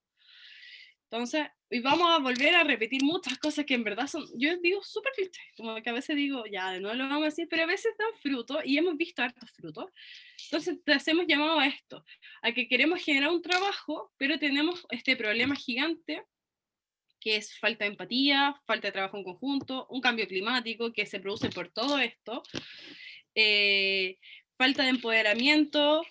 Entonces te llamamos a que enfrentes esto, a que entiendas que existen estos problemas, a que entiendas que el cambio climático es real, la crisis climática es real, y que entiendas que hay un nuevo proceso de escribir una nueva constitución donde nos podemos participar, de cierta forma, y te enseñamos, como dijimos anteriormente, a educarte, a aprender y a educar, a asumir riesgos que son muy importantes y, bueno, para poder llegar, en fin, a nuestro objetivo, a nuestra expectativa, que quizás es difícil, si lo vemos como frenar el cambio climático, es difícil, pero no es imposible, creo que al menos lo podemos retrasar algunos años, como siempre lo hemos dicho. Así que eso sobre todo, como en modo conclusión, debiésemos desafiar estos desafíos que tenemos, estas brechas que tenemos, y debemos aprender de una vez que hay que trabajar en conjunto, de que la sociedad lo necesita, de que debemos educarnos, debemos ser empáticos y empoderarnos y abanderarnos, que es como nuestro lienzo, nuestro logo, siempre. Así que nuevamente repetimos, porque cambiar el mundo depende de tu punto de vista, de nuestro punto de vista, como lo quieras decir, y damos las gracias por esta oportunidad, sobre todo al Centro de Estudios por traernos acá, gracias a Pía y gracias a Cristóbal por la primera exposición. Así que eso, me despido. Muchas gracias a Paula por su exposición. Ya habiendo pasado los 3 expositores, vamos a dar lugar a las preguntas. Si quieren la pueden leer, levantan la mano y prenden la cámara y la dicen en el micrófono, y si no podemos partir leyendo por mientras las que están en los comentarios. Por ejemplo, Alex Antigüen dice, pregunta para Pía, ¿cómo se podría alcanzar los 2/3 de la Constitución para que la ecología esté en la nueva Constitución? O sea, ¿cómo se podrían alcanzar los 2/3 de la Convención Constituyente para que la ecología esté en la nueva Constitución? ¿Respondo ahora o van a leer? Ah, ya. Sí. Vamos respondiendo una a una y después seguimos. Bueno, o sea, yo creo que lo que hay que entender de lo que finalmente ocurrió con esta votación y el hecho de que toda la ciudad, el mayor porcentaje de la población quiere que esta constitución se redacte por medio de una convención constituyente, es que se quiere que esta constitución sea para todos, ¿ya? Y eso ciertamente va a obligar a llegar a consensos en estas materias. Yo creo que la primera pregunta que va a haber que empezar a responderse es ¿qué tipo de constitución queremos? Si en el fondo va a ser una constitución detallada, con muchísimos principios, con muchísimas normas, o va a ser una cosa un poco más escueta quizás, que permita un margen de acción a la ley en el fondo para ir después implementando estas normas y entendiendo también que así como se produjo un cambio en estos últimos años respecto a lo que queríamos como país, probablemente en 20 años más o en 15 años más eso también va a ocurrir y no esperamos en el fondo estar cambiando la Constitución cada vez que estos cambios se generen. Y en relación a estos acuerdos, yo creo que lo que se está proponiendo en temas de constitución ecológica no es nada tan descabellado, ¿ya? O sea, hay una realidad de la que tenemos que hacernos cargo. Yo creo que es la primera constitución que se va a dictar en un contexto climático tan evidente, más encima con lo que ha significado el impacto del COVID a nivel de esta pandemia a nivel mundial, ha significado también replantearnos qué es lo que ocurre con el agua, por ejemplo, en provincias como Petorca. Entonces yo creo que mi esperanza es que no sea algo tan difícil de alcanzar y también generar la tranquilidad que aquí no se está tratando cuando se habla de una constitución ecológica de destruir la economía y arrasar con todas las empresas del país. En el fondo, eso no es lo que se quiere, ciertamente, sino que es tratar de encontrar ese equilibrio donde realmente esas cargas ambientales en el fondo sean distribuidas de forma equitativa en toda la población, lo mismo que los beneficios que se obtienen de esas actividades en el fondo. Así que, no sé, no creo que obviamente nadie tenga la respuesta a cómo llegar a un consenso, habrá que ver finalmente cómo se va a componer esa convención, y qué es lo que hay que hacer, pero yo creo que ciertamente hay que llegar en un pie de conversación, de diálogo y entender que esta constitución la queremos que sea para todos y a largo plazo. Quizás hasta Cristóbal tiene algo también que pueda decir ahí de la visión política, como yo. Ok, muchas gracias, Pía. Cristian Ulrich, así se dice el apellido, tenía una pregunta, así que adelante, puede usar el micrófono. Hola, en realidad son algunas preguntas más con cara de aseveración de algunas cosas, sobre todo para Cristóbal, que no se vaya muy lejos. Cuando Cristóbal habla de esta forma de pensamiento que en cierta forma coloca la ciencia al nivel de un conocimiento de base, yo creo que no es tan así. Yo creo que para cualquier cosa que se haga se necesita un conocimiento específico. Lo conversaba con unos amigos en la mañana, de que para poder clavar un clavo tú tienes que saber usar un martillo. No cualquiera sabe usar un martillo.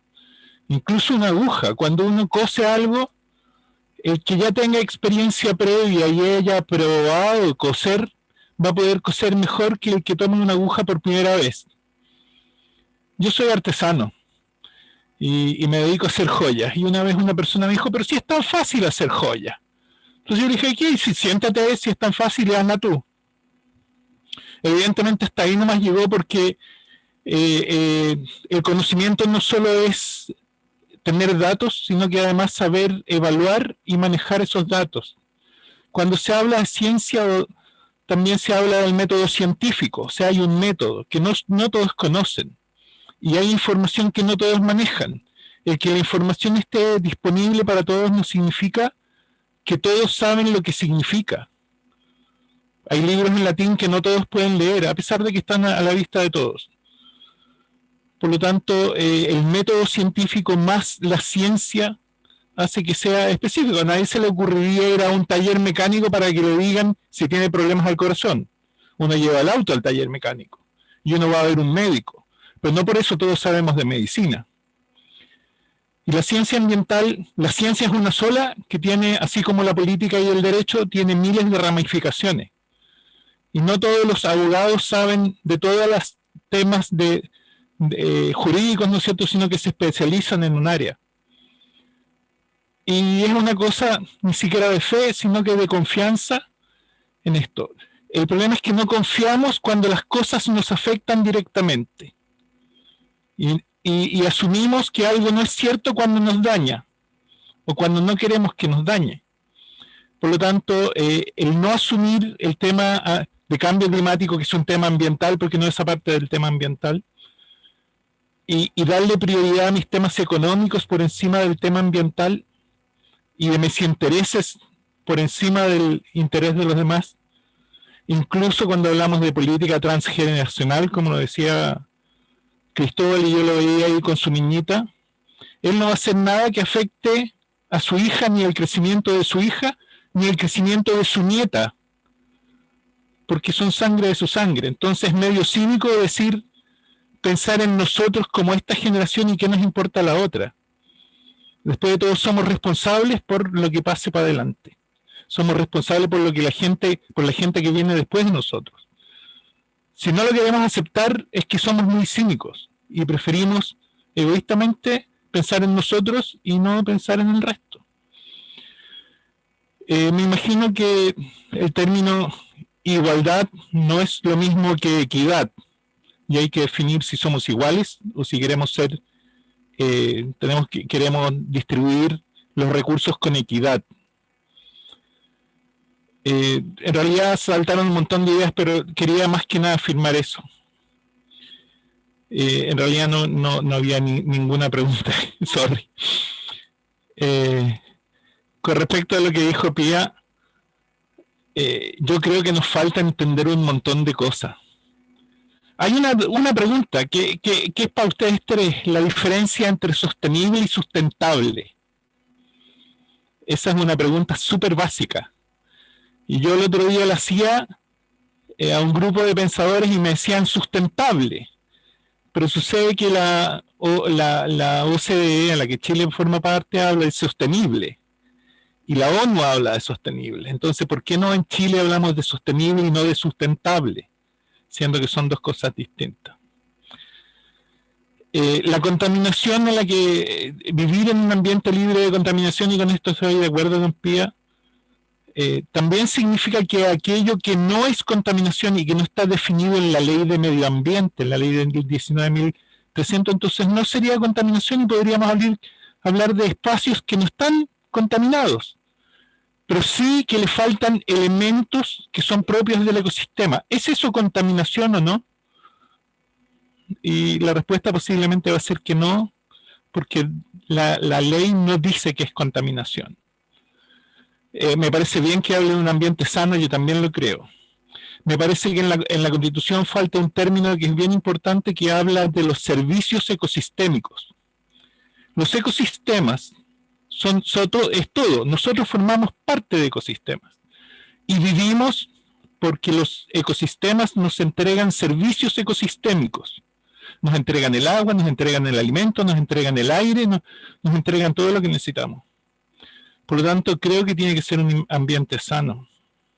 Las crisis ecológicas son permanentes, no son ahora. Porque las crisis ecológicas tienen que ver con los ecosistemas y no los manejamos bien. Y los ecosistemas pertenecen a un territorio. Y nosotros no estamos acostumbrados a hablar a territorio. Quiero hacer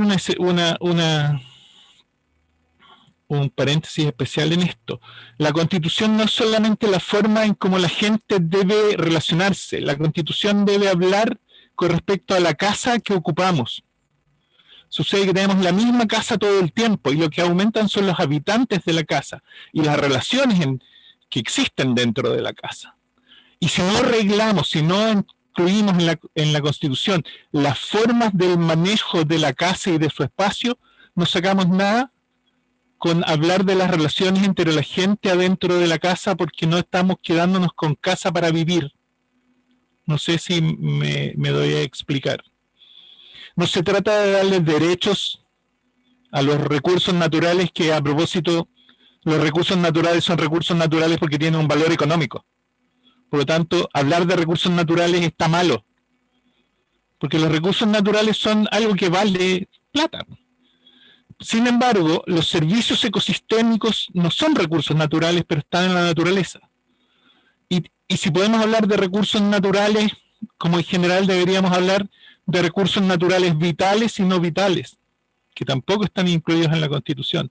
Los recursos naturales vitales son aquellos básicos que permiten el umbral mínimo para que la vida se dé con cierta calidad de vida. Si no, no tiene de ninguna significación, no sirve a nada. Las zonas de sacrificio empiezan porque la gente llega hasta zonas que son ocupadas a priori para otra acción y se quedan a vivir ahí porque no hay planificación territorial. Porque nunca nos hemos preocupado antes de hacer gestión territorial. No le damos ninguna importancia al espacio en el que vivimos y no nos damos cuenta que necesitamos ese espacio para vivir. Antes que para tener una actividad económica necesitamos vivir. Y hasta el momento, como el espacio sobraba, no nos importaba. Hasta el momento, como el agua sobraba, y el agua lo podemos considerar como agua o como recurso hídrico, ni siquiera como un recurso natural. Lo usamos para transporte, para bebida, para mantenimiento de la vida, para actividades industriales. Y es cierto que este coso de yo tengo el derecho, o soy dueño del derecho de uso, sin darme cuenta, porque antes había mucha agua, que ahora no hay, que el agua no es un bien gratuito. Igual que el aire, yo cuando estuve en el colegio, hace muchos años, casi usábamos pluma, se decía que el aire era gratis. Los jóvenes que hay aquí saben que el aire no es gratis, que tiene un valor económico. Entonces las cosas cambian, y van cambiando cada vez más rápido. Y tan rápido que tenemos este problema ahora que lo que hacemos hoy día ya mañana está obsoleto. Disculpen lo largo de la intervención y a lo mejor el hecho de que no haya hecho ninguna pregunta, pero sí creía importante hacer notar estos puntos que de una u otra manera no se hicieron notar, porque no todo se conoce. ¿Mm? Es muy difícil establecer las relaciones ecosistémicas que existen en este imbricado sistema en el que formamos parte, que porque creemos que estamos en una ciudad no nos afecta, pero sí nos afecta. En el momento en que colocamos la ciudad y desarrollamos, todo el ecosistema alrededor de nosotros cambia. Y no podemos pretender preservar el ambiente, porque el ambiente que existe ahora ya no existía, no es el mismo que existía hace 5 años atrás o 10 años atrás, lo hemos cambiado y lo vamos a seguir cambiando. Mientras no podamos reconocer el impacto que generamos, las cargas, como decía Pía, las cargas ambientales que nosotros generamos sobre el ecosistema, nos vamos a ir a la punta del cerro, si es que queda cerro. Disculpen lo largo y lo tedioso, pero quería agregar eso. No, está bien, muchas gracias, Cristian. No sé si alguno de los expositores tiene algo que acotar en relación a, como a lo específico que habló. No, como yo no era expositor, no me hagan preguntas. Si no, pasamos a leer como las otras preguntas que hay en el chat. Sorry.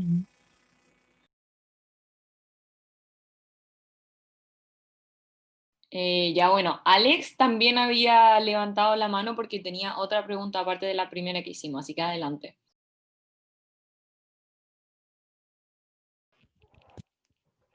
Bueno, hola a todos. De verdad, gracias por la exposición que han hecho los tres.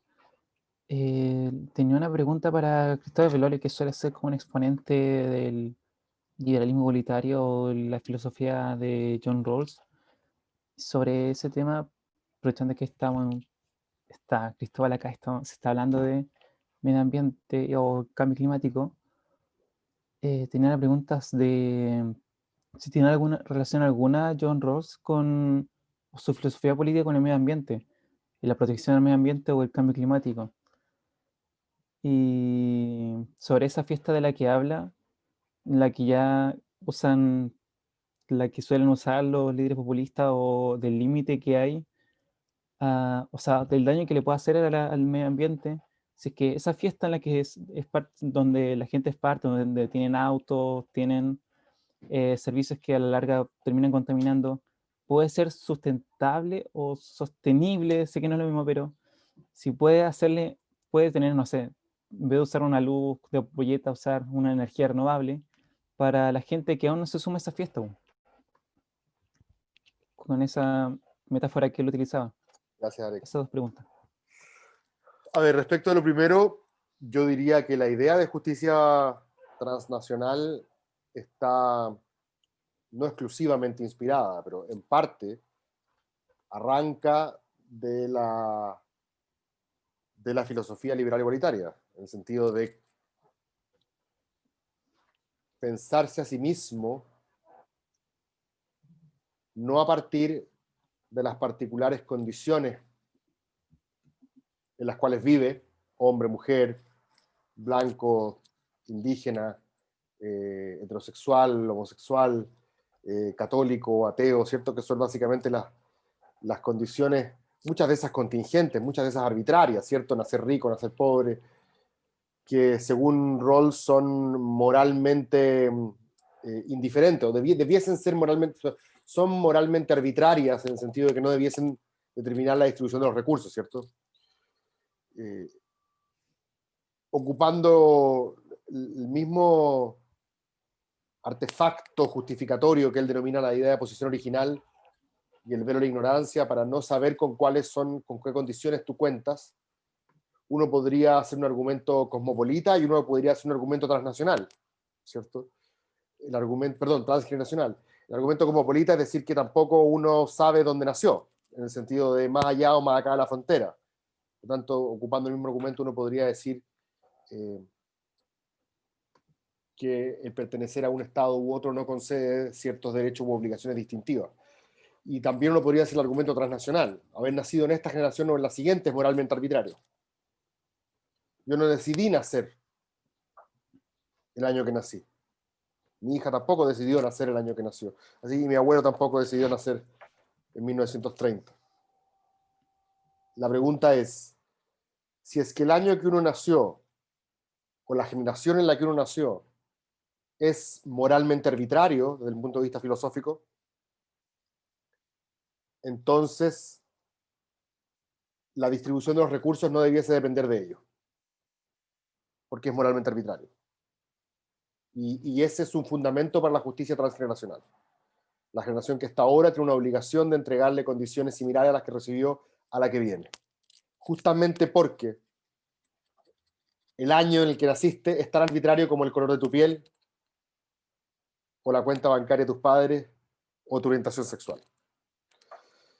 Y respecto del crecimiento, es una muy buena pregunta. De hecho, antes que fuera ministro, esta discusión la tuve con Briones, respecto de si es que era posible o no.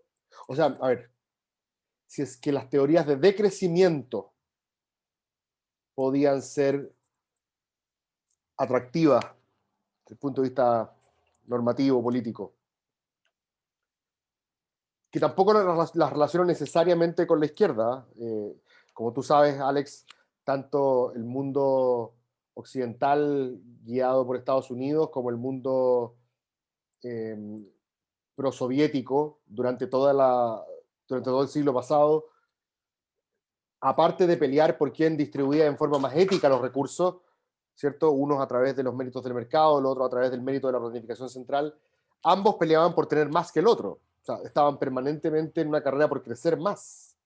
El crecimiento es una religión bastante ecuménica, políticamente hablando. Yo diría que desde el siglo XV y XVI todos nos hemos obsesionado con crecer.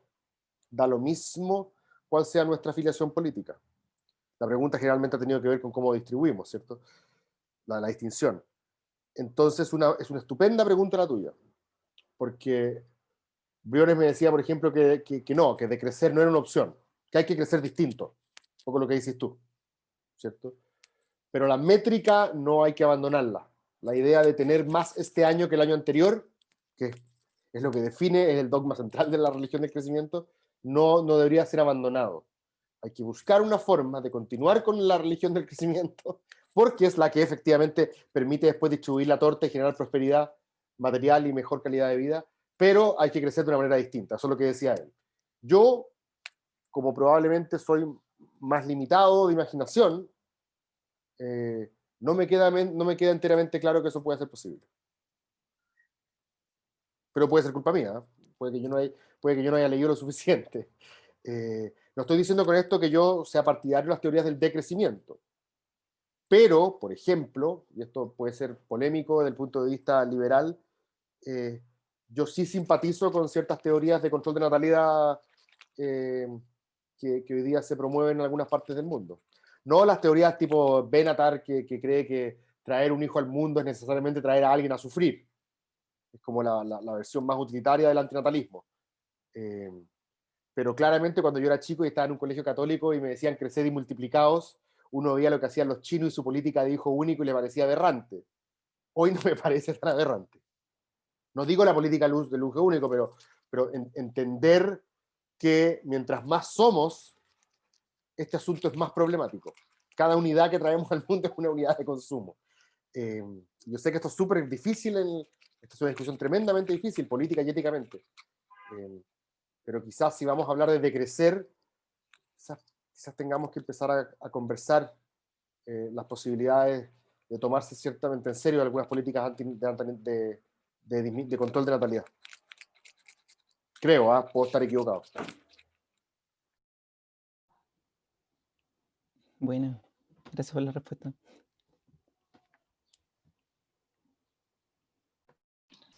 Muchas gracias, Cristóbal, por su respuesta. Acá tenemos en el chat una pregunta que hace Bárbara Myers para Pía. ¿No crees que deba existir un cambio en el enfoque antropocentrista y utilitarista que se le da a la idea de protección del medio ambiente y empezar a entenderla desde una perspectiva ecocentrista? Sí, ciertamente, creo que eso era un poco lo que se ha tratado de ir plasmando a través de este movimiento de la naturaleza como sujeto de derechos, que también tiene la crítica de que nuevamente es utilizar las definiciones y las palabras que hemos impuesto en el fondo por todos estos años, en el fondo, hablar de un derecho, de si el río es dueño de sus aguas, eso es lo que uno empieza a revisar un poco la discusión, pero yo lo entiendo como una forma de, utilizando las herramientas que existen hoy día, tratar de buscar soluciones que permitan incorporar distintas cosmovisiones. Y eso pasa por, creo que, vincularnos de mejor forma con nuestras comunidades indígenas, en el fondo los conocimientos que ellos nos pueden traspasar. Entonces, obviamente tiene que haber un cambio. Parte de este movimiento implica un cambio que no necesariamente es ecocéntrico, porque nuevamente estamos pasando de un lado a otro, o sea, es decir, el hombre como el centro de la discusión, o la Tierra, el planeta como centro de la discusión, cuando en el fondo quizás podríamos hablar de un policentrismo. Estamos tratando de reconocer que el ser humano es un componente más del medio ambiente, ¿ya?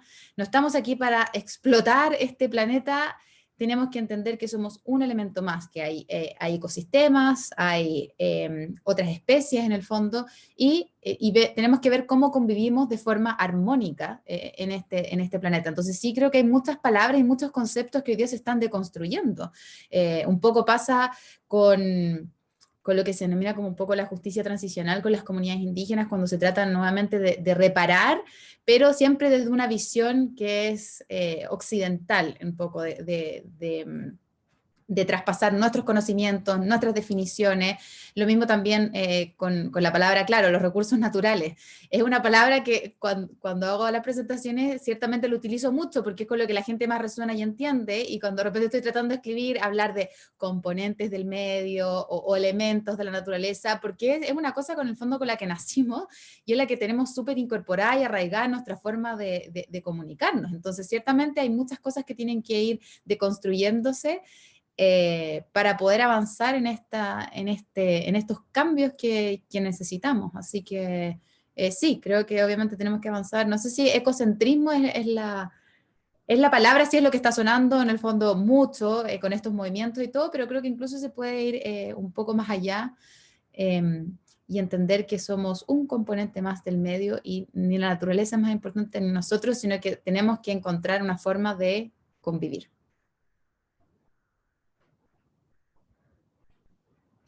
Muchas gracias, Pía. Nos queda también una pregunta, de nuevo para Cristóbal, que hace Atala Mancuer.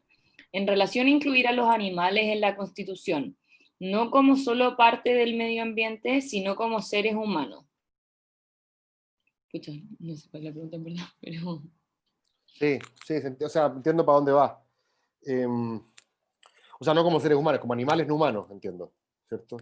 Atribuirle, creo que para dónde va es atribuirle estatus moral, ¿cierto?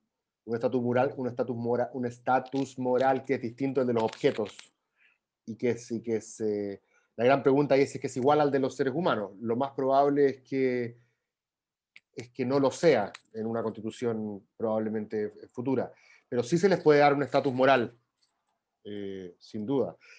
Te recomiendo Atala, se llama, ¿cierto? ¿Me escuchan? No me escuchan. ¿Escuchan? ¿Atala se llama la... Sí, era Atala. Se Sí. escucha todo. Sí, Ya, así mira. es, dije individuales, no seres humanos. Ah, perfecto, Que sí. no sean parte del medio ambiente, sino que sean tomados como seres aparte del medio ambiente, como seres individuales. Ah, Nunca he estupendo. mencionado seres humanos. Sí, claro. Claro. Hay te recomiendo, si te interesa esto, porque a veces cuando uno no sabe, mejor quedarse callado y derivar al experto. Hay un proyecto que acaba de sacar la Universidad Alfibáñez que se llama Razones Constituyentes. Y el web es tal cual, Razones Constituyentes. Entonces se los puedo dejar aquí en el chat. Y Daniel Lowe, que es un filósofo político de la universidad, experto en derechos de los animales, seguidor de Peter Singer y todas las teorías que hay al respecto, él propone una relación entre la constitución y las distintas especies. Me imagino que esto va a tener un tratamiento distinto que el que tiene actualmente. Sería maravilloso. He leído muchas cosas ya porque soy de una causa animal y estoy metida en esto de incorporar a los animales en la Constitución, así que, pero me interesaba tu opinión, por eso lo consultaba. No, yo creo que sí. O sea, bueno, yo en este caso soy singeriano, yo sigo a Singer.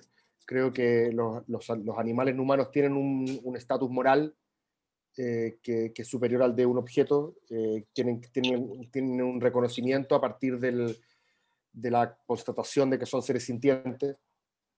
No te digo nada nuevo con esto, ¿cierto? Es básicamente la teoría clásica utilitaria de los Animal Rights del 75. La pregunta es cómo se traduce eso en un ordenamiento jurídico, sobre todo, y aquí me mezclo con la pregunta que le hicieron a Pía, sobre todo teniendo en cuenta de que no todos en una sociedad pluralista tenemos visiones éticas egocéntricas. Así es. ¿Y qué pasa, por ejemplo, con aquellas personas? A ver, te pongo un ejemplo. Es muy improbable que en una sociedad pluralista tú puedas establecer el veganismo como manera de, o incluso el vegetarianismo, como una manera de vincularse con la dieta de los seres humanos, ¿cierto? Justamente porque tenemos pluralismo ético. Entonces la pregunta es, ¿cómo puede incorporarse esa dimensión y seguir siendo pluralista respecto de aquellos que no le asignan necesariamente el mismo valor que le asignas tú o yo, pero que al mismo tiempo reconozca un mínimo común que probablemente tenga que ver, creo yo, y en esto Singer puede tener razón, que probablemente tenga que ver con el reconocimiento de ciertas formas animales superiores unas más superiores que otras, y ciertas limitaciones evidentes al dolor. Me parece. Ese es el asunto, porque nadie pretende que el ser humano deje de consumir carne, porque los países que sí tienen incorporados los animales en sus constituciones no se han vuelto veganos ni nada parecido. El asunto es el respeto a estas criaturas que se van a comer. Si nos vamos a comer las criaturas, démosles una buena vida y una muerte indolora y que tengan una vida digna. Eso es todo, ¿te fijas? Es un poco el respeto a las otras especies, no porque nos vamos a comer, los vamos a hacer sufrir y va a existir crueldad. Mira, aquí en el chat estoy poniendo el artículo, que justamente el artículo donde Lowe habla de la importancia de reconocerles un valor intrínseco y no instrumental a los animales no humanos y al medio ambiente. Échale un vistazo. Pero mi pregunta a este grupo, porque ustedes hablan del medio ambiente, era solamente saber si ustedes incluyen a los animales cuando hablan del medio ambiente. Esa era mi pregunta, porque no me la leyeron, pero yo la había escrito así. No sé por qué. Esa es la pregunta. Si cuando hablan del medio ambiente, ¿ustedes se refieren a las demás especies o no? Esa era mi pregunta.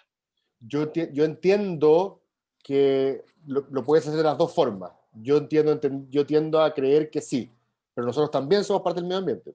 Nosotros también somos animales. Claro. O sea, o los incorporas a todos o no. Y en ese caso nosotros también seríamos parte del medio ambiente, sin duda. El problema, claro, con la mirada del ser humano tan centrado en sí mismo, no ve que también es parte de todo, ¿te fijas? Entonces, ellos, bueno, yo me conformo con que hablar del medio ambiente se refiere también a las demás especies, pero al parecer, como tú bien dices, no es así. No es una mirada general esa, de incluir a los animales cuando se habla del medio ambiente. Pero bueno, hay que dar la lucha, ahí estamos. Gracias.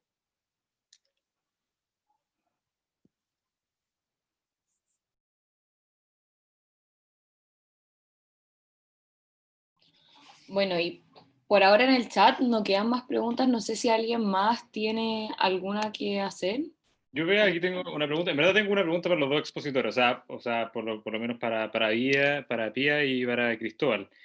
Me gustaría empezar con Pía porque me gustaría saber en verdad su visión a propósito de, porque claro, nosotros podemos reconocer personalidad jurídica al medio ambiente, ¿no? Pero detrás de haber un sustento, ¿no? En el sentido se entiende que es para darnos una limitación, ¿no? Para establecer como algo protegido y que los seres humanos tenemos que respetar a toda costa, pero ¿qué es lo que va más allá? No sé, ¿cuál es el trasfondo más allá de que, por ejemplo, yo lo comparta, sino que como la sustancia misma de la justificación de atribuirle una personalidad jurídica? No sé si se entiende más o menos la idea. ¿Tú dices como a la naturaleza en general, como darle derechos a la naturaleza? Sí, exactamente. ¿Cuál es como el fundamento teórico, así como el sustento detrás? O sea, brevemente yo te puedo hablar como de los dos casos que he estudiado, que es el caso de Nueva Zelanda, donde el río Wanganui se declaró como sujeto de derechos. Ahí hay una historia con ese río que está vinculada a las comunidades maorí que se origina en el fondo en las discusiones desde que Nueva Zelanda fue fundado. ¿Ya? O sea, las comunidades maorí llegaron a un acuerdo, que es el Tratado de Waitangi en 1840, y desde ahí en el fondo comienzan las disputas respecto a cuáles eran los derechos que las comunidades maorí tenían sobre el río, y obviamente esto se empieza a acrecentar cuando el río comienza a verse un poco más contaminado, se empiezan a utilizar barcos, en el fondo transporte. Entonces, en este contexto de una lucha, de una disputas llegaron, o sea, que duraron muchísimos años. En 2014 el Tribunal de Waitangi finalmente dice y obliga a las partes a llegar a un acuerdo, ¿ya? Y en este contexto que el año 2017 se dicta la ley, la Te Agua Tupua Act, que lo que hace es reconocer al río Wanganui como sujeto de derechos, ¿ya? Y qué es lo que hace es crear una institucionalidad, ¿ya? Entonces dice, vamos a establecer los guardianes del río, porque ahora el río es sujeto de derechos, entonces vamos a tener un representante de la corona y un representante de las comunidades maorí, ¿ya? Esa es una institucionalidad, los guardianes del río. Por otra parte, establece grupos de trabajo, ya que son permanentes, que se sientan al fondo de la mesa, representantes de las comunidades indígenas, maorí, representantes de los titulares de los derechos de aprovechamiento de aguas en ese país, de las actividades económicas, etcétera, o sea, de quienes desarrollan actividades económicas en el río, etcétera. Entonces hay toda una institucionalidad que se crea, que es muy similar a lo que ocurre en Colombia con el Río Atrato, que ahí tiene una particularidad que es un fallo del Tribunal Constitucional, el que declara el Río Atrato como sujeto de derecho, y ahí obviamente recibió muchas críticas en el sentido de que es una corte finalmente la que está creando toda una institucionalidad que requiere financiamiento público, etcétera. O sea, eso en Chile nunca pasa, no pasaría de esa forma, o sea, es decir, un tribunal que va a decir, bueno, vamos a crear esta institucionalidad, porque finalmente qué pasa con la separación un poco de los poderes. Pero independiente de eso, lo que se ha encontrado como positivo es que en este contexto también, que el río Atrato era un río que se vio muy contaminado por la minería ilegal, actividades ilícitas, poca presencia del Estado en el fondo, se demanda al Estado por el incumplimiento de sus deberes, ¿ya? Vulneración de las garantías constitucionales, el derecho a la vida, el derecho a vivir en un medio ambiente no contaminado, etc. Y la Corte finalmente lo que hace es lo mismo, establecer los guardianes del río, establece que el río Atrato y sus afluentes es sujeto de derecho, los guardianes del río que se componen con un representante del gobierno, que es el ministro de Medio Ambiente, y representantes de las comunidades indígenas, que son 7 hombres y 7 mujeres de las 7 comunidades indígenas. Entonces, total 15 son los representantes del río. Además, también un grupo asesor que va a ayudar a implementar la sentencia. Entonces, se crea esta institucionalidad para tratar de solucionar los conflictos que se habían generado en esos ríos en particular. Entonces yo creo que estos casos, o sea, está todo el mundo atento a cómo va a significar esta implementación, porque hay preguntas, o sea, ¿qué significa ahora un río sujeto de derechos? ¿Qué ocurre si, por ejemplo, el río inunda a la población? ¿Puede ser, por ejemplo, demandado? En el caso de Nueva Zelanda, el río tiene que pagar impuestos, tributos, ¿ya? Y hay una serie de preguntas que empiezan a surgir, entonces ya hay harto financiamiento que se ha hecho para proyectos un poco para hacer el seguimiento a cómo se va a implementar esto. Y lo que hasta ahora es más destacable en el fondo es estos nuevos mecanismos de gobernanza, ¿ya? Que tratan de ser mucho más inclusivos, reconociendo las distintas visiones, las distintas relaciones que se tienen con un río.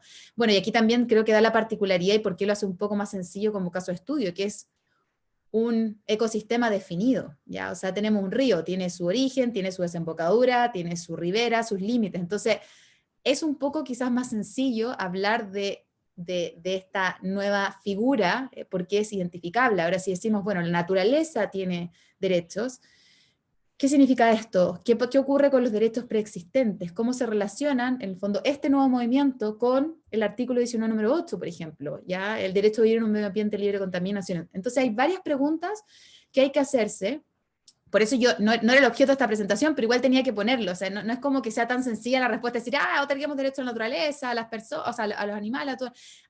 Requiere un análisis profundo, pero yo creo que lo que está detrás de estos movimientos es eso, es tratar de hacer un giro y un vuelco a la forma en cómo se han venido haciendo las cosas, y tratar de entender que nuestra visión como occidental en el fondo es una visión, ¿ya? Cuando hay otras formas de relacionarle, o sea, si uno lee un poco la visión que tienen las comunidades indígenas respecto de las aguas, para ellos es una entidad viva, ¿ya? Entonces, cuando tú pones una represa en ese río, para ellos no solamente es el impacto de la represa que tiene con la inundación, en el caso, por ejemplo, de Ralco, de todo el impacto que generó la destrucción del cementerio mapuche que había ahí, sino que además todo el impacto que tiene en general en su vida, ¿ya? Por la noción y la cosmovisión que ellos tienen respecto de los elementos de la naturaleza. Entonces eso creo que es algo que tenemos que aprender, o sea, y que estamos todos aprendiendo en este proceso, porque la verdad es que en los liceos, en los colegios, poco se enseña respecto a esto en las universidades, temas que ni siquiera se tocan, ¿ya? Y hoy día sí están tomando harta fuerza. Así que eso, perdón por la extensión de la respuesta. No, muchas gracias. Bueno, y la otra pregunta va para Cristóbal, aquí llama quizás como con lo que está ocurriendo actualmente, que nosotros vemos en el caso de Estados Unidos, que ahí está esta disputa, y bueno, también el caso de que el negacionismo también del cambio climático, quizás que no se decidan tomar distintas políticas públicas, es algo que una traba, ¿no? Algo que hay que enfrentar para las personas que sí están, por supuesto, a favor de proteger y tomar iniciativas. Pero en Chile, claro, no ocurre mucho de eso porque somos un país relativamente pequeño, todavía no hay ninguna, digamos, un líder que diga que no hay que hacer nada, entonces ya. Pero, por ejemplo, ¿cómo tú ves Yo el conozco futuro? algunos libertarios que dicen eso. Claro, pero bueno, sí, hay algunos que tienen varios seguidores, pero por último no han llegado a la presidencia, ¿no? Pero ahí está la pregunta de cómo tú ves quizá el futuro en el caso de las grandes potencias, ¿no? De este tema, ¿no? Nosotros vemos que en Estados Unidos, en verdad, a fin de cuentas, igual arrasó Donald Trump, ¿no? Es un fenómeno que se generaba y también esto de estas tensiones que existen y los desafíos de la democracia, tanto de los populismos, y aparte se combina con los desafíos medioambientales, ¿no? ¿Cómo tú ves eso? Lo primero que me pareció muy buena la pregunta que le hiciste a la Pía, y porque la pregunta por el fundamento del derecho que podrían tener, en el caso de la pregunta anterior, los animales o el medio ambiente.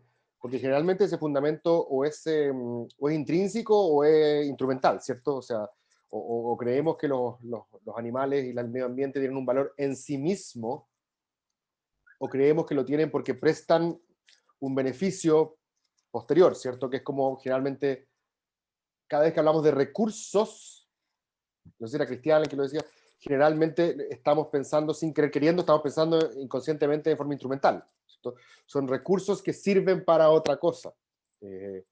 Lo interesante sería, el cambio de paradigma sería que los empezáramos a considerar como intrínsecamente valiosos, y no necesariamente en función de su utilidad. Ahí la pregunta sería, ¿por qué son intrínsecamente valiosos? ¿Cierto? Que es una buena pregunta. Y ahí y aquí insisto, puedo estar, cometiendo un error filosófico garrafal, pero me cuesta ver una mejor justificación, por lo menos en el caso de los animales, que el dolor. Bueno, puedo agregar algo más con respecto a los animales y ecosistemas. No existen ecosistemas si no hay un equilibrio, no hay equilibrio porque el equilibrio tampoco es correcto, una interrelación entre seres vivos y seres no vivos.